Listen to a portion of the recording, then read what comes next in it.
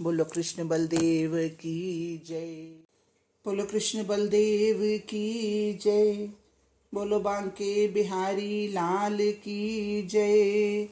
श्रीमद् भागवत महापुराण चौथा स्कंध 27वां अध्याय। काल कन्या की कथा। मैत्रेय जी कहते हैं, हे विदुर, अब पुरंजनी उठी और अच्छी तरह रचकर श्रृंगार किया तथा पुरंजन से प्रेमालाप कर उसे प्रसन्न किया। इस प्रकार वह नित्य ही श्रृंगारित रह पुरंजन के साथ आनंद से रहती। पुरंजन उसमें ऐसा अनुरक्त रहता कि उसे इसके सौंदर्य तथा अपनी कामुकता का बड़ा अभिमान भी होता। मन बढ़कर कहीं का कहीं चला जाता। जब वह पुरंजनी को अपने बाहुमूल में लेकर शैया में पड़ता तो अपने को बड़ा धन्य समझता और इस प्रकार उसे पाकर समझता रहता कि मैंने बड़ा पुरुषार्थ किया है, यह स्त्री क्या है, स्त्रियों में रत्न है इत्यादि। वह इसी प्रकार की अज्ञानपूर्ण बातों में पड़ा रहता। दिन रात भोगों में फंसा रह जीवन को समाप्त करता रहा। उसने अपनी समस्त युवावस्था को स्त्री रमण में ही समाप्त किया। दीर्घ काल क्षण भर के समान व्यतीत हो गया। वहां उसके पुत्र और कन्याएं हुई जिनका उसने विवाह भी किया और गुणवान बहुएं और कन्याओं को योग्य पति भी मिले। फिर उन सब के भी एक एक पुत्र और एक एक पुत्रों के 100-100 पुत्र हुए, जिससे पांचाल देश बसा। फिर तो कहना ही क्या था। पुरंजन पुत्र, पौत्र, गृह, कोश, सेवक और देश आदि की अत्यंत ही दृढ़ ममता में ऐसा अनुरक्त हुआ कि उसका बुढ़ापा भी आ गया। तब उसने यज्ञ करके अपने जीवन का उद्धार करना चाहा, परंतु यज्ञों से तो लौकिक मनोकामनाएं ही पूर्ण होती हैं और वैसे ही स्वर्ग आदि के सुख भी मिलते हैं, परंतु उनसे आत्मकल्याण तो नहीं होता। आत्मकल्याण तो ज्ञान से होता है। यज्ञ आदि में तो अहंकार का लेश रहता है और यह अहंकार ही मनुष्य के बंधन का कारण होता है। हे राजेंद्र वर्हिष, इसी प्रकार पुरंजन यज्ञ आदि मोक्ष लेना चाहता था और बहुत कुछ सोचता विचारता रहता, परंतु वह था तो क्रूर कर्मी, सदैव का मृग्या प्रेमी और कामी। उसे शुभ कर्म और आत्म कल्याण की बात कहाँ सूझती। वह फिर आखेट करने के लिए वन में गया। बहुत सा क्रूर कर्म कर घर लौटा, परंतु जब इस बार घर में उसका स्वागत करने के लिए कोई न मिला, फिर भी उसने स्नान आदि कर भोजन किया और जब विश्राम करने गया तो उसे काम ने सताया और स्त्री का स्मरण हुआ। उसने सारा घर देखा, परंतु स्त्री वहां न थी। सर्वत्र उदासीनता छाई थी।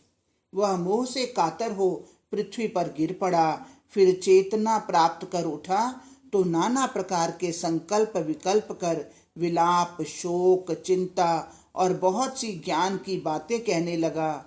सेवकों को बुलाकर उनसे बहुत पूछने लग समझने और उनसे प्रलोभन की बात कहकर उसने प्राण प्रिया स्त्री को पूछा। उधर उसने यद्यपि सेवकों को मना कर दिया था कि राजा चाहे जो कुछ कहे मेरा पता न बतलाना, ऐसा कहकर वह गुप्त स्थान में जाकर उसके वियोग में पड़ी हुई दीर्घ निश्वास ले रही थी, परंतु सेवकों को दया आ गई और उन्होंने पता बतला दिया। वृद्ध पुरंजन उसके पास जाकर फिर उसकी चाटुकारी करने लगा, क्षमा मांगने और विविध मनुहार कर शांति लाभ करने का उपक्रम करने लगा। परंतु जब जीवन भर अशांति के कर्म किए तो अब शांति कहाँ मिलती। उसकी बुढ़ौती समझ उसी समय चंडवेग नामक गंधर्वों के राजा ने उसके नगर पर आक्रमण कर दिया। उसके युद्ध दुर्मद वीर पुरंजन की पुरी का नाश करने लगे। पुरंजन के द्वार रक्षक बड़े बली थे। इससे सैकड़ों वर्षों तक वे गंधर्वों से युद्ध करते रहे, जिनकी वीरता देख पुरंजन, जो महल में पुरंजनी के साथ विषयानंद में लिप्त था, बड़ा प्रसन्न होता। परंतु गंधर्वों ने तो उसके नगर को नष्ट कर ही दिया था। साथ ही यमन देश के एक और राजा ने भी पुरंजन पर धावा बोल दिया कि जिसके आक्रमण से अब पुरंजन की किसी प्रकार भी रक्षा नहीं हो सकती थी। कारण कि काल कन्या उसकी स्त्री थी और जिसके प्रताप के आगे किसी का वश नहीं चलता था। काम ही जिसका आधार था और निश्चय ही वह काल की कन्या थी। वह ऐसी दुर्भाग्यवती थी कि समस्त त्रिलोकी में भी उसे कोई वर्ण न कर सका और इस दुर्भाग्य के कारण ही उसका नाम दुर्भगा पड़ गया। बहुत खोज करने और उसके बहुत अनुनय विनय कर राजा पुरु ने उसे थोड़े दिन तक अपने पास रखा था, परंतु आजन्म ब्रह्मचारी और भगवत भक्ति का दृढ़ व्रती मैं उसे क्यों स्वीकार करता। इससे उसने क्रुद्ध होकर मुझे शाप दे दिया कि तुम कहीं एक स्थान में न ठहर सकोगे। मैंने उसका शाप स्वीकार कर लिया, राजा के पास जाने को बतला दिया। वह यवनाधिप के पास गई, परंतु उसने भी उसे अपनी स्त्री बनाने से इनकार कर दिया, जिस पर उसने यवनाधिप को अपना बड़ा प्रताप कहकर बहुत पिघलाया। इस पर उसने कहा, अच्छा मेरे भाई प्रज्वर की ही स्त्री हो जा, उसके नाते मैं तेरा समर्थन बहन के रूप में करूंगा और फिर मैं तुम दोनों को साथ लेकर सर्वत्र भ्रमण करूंगा और जहां भी तुझे कोई सुंदर पुरुष मिल जाए तो उसके साथ रमण किया कर, इसकी मैं तुझे छूट देता हूँ। हे राजन वर्हिष, वही काल कन्या यवनाधिप के साथ पुरंजन के नगर पर अपने वीर सेनानियों सहित आक्रमण करने चली गई। हरिओम तत्सत, हरिओम तत्सत। श्रीमद् भागवत महापुराण चौथा स्कंध 28वां अध्याय। पुरंजन का स्त्री चिंता में मरकर फिर विदर्भ में स्त्री जन्म पाना तथा आत्मज्ञान द्वारा उद्धार होना। नारद जी बोले, हे प्राचीन वर्हिष, अब यह काल कन्या प्रज्वर नामक अपने यवन पति के साथ सब लोगों में भ्रमण करती हुई पुरंजन की पुरी पर पहुंची तो उसे अत्यंत ही रमणीय देख उसने यवनाधिप से कहकर उस नगरी पर आक्रमण करा दिया। पुरंजन के द्वारपाल 5 सिर वाले बुढ़े सर्प ने बड़ी वीरता से उसके वेग को रोका, परंतु कहाँ की बात, काल कन्या बड़े वेग से पुरंजन के पुर को बलात्कार भोग करने लगी।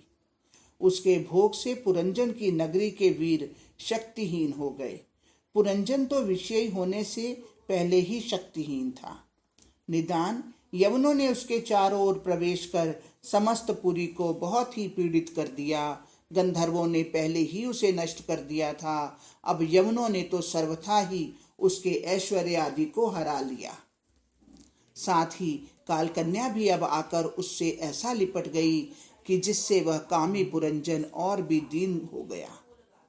तब उसकी निर्बलता देखकर उसकी परम प्रिया स्त्री पुरंजनी ने भी उससे प्रेम करना छोड़ दिया और पुत्र पौत्र सेवक मंत्रीगण भी प्रतिकूल हो गए।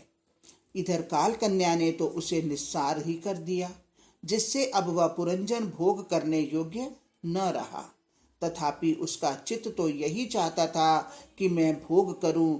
अब भी उसे अपने परलोक की चिंता न हुई और वह सबसे तिरस्कृत होकर भी पुत्र स्त्री इत्यादि का चाव ही करता था। परंतु कब तक चलता। यवनों गंधर्वों और काल कन्या ने उसे निर्जीव कर दिया। तब उस नगरी को छोड़ना चाहा, परंतु भाग कर निकल जाना भी अशक्य था। गंधर्वों और यवनों ने उसकी नगरी में आग लगा दी और पुरंजन को मार मार कर उसके अस्थि पंजर ढीले कर दिए। फिर बांधकर अपने स्थान को ले चले। उसके सेवक नाग इत्यादि अत्यंत व्याकुल हो शोक करते उसके पीछे चले। यवनों ने नाग को भी पकड़कर बांध लिया। पुरंजन की पुरी नष्ट होकर मिट्टी में मिल गई। अब उसका कोई वश न चलता।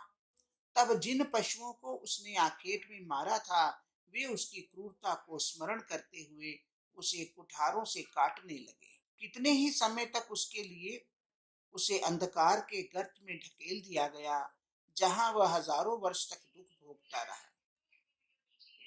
यह सब स्त्री के प्रसंग में पड़ने का परिणाम है। जब वहां से छूटा तब विदर्भ देश के राजा की स्त्री के गर्भ से कन्या होकर उत्पन्न हुआ। क्योंकि अंत में उसे स्त्री का ही ध्यान था। फिर विदर्भ नरेश ने स्वयंवर कर उसे पांड्य नरेश मलय ध्वज के साथ विवाह कर दिया, जिससे वहां उसे एक कन्या और 7 पुत्र उत्पन्न हुए, जो द्रविड़ देश के स्वामी हुए। पश्चात वह मलय ध्वज राजा वृद्ध होने पर वन में तप करने चला गया, जहां उसके साथ विदर्भ पुत्री उसकी रानी भी गई। और कितने ही दिनों के पश्चात जब तब करते करते उसके पति का शरीर पात हुआ, तब वह उसके लिए विचार करने लगी।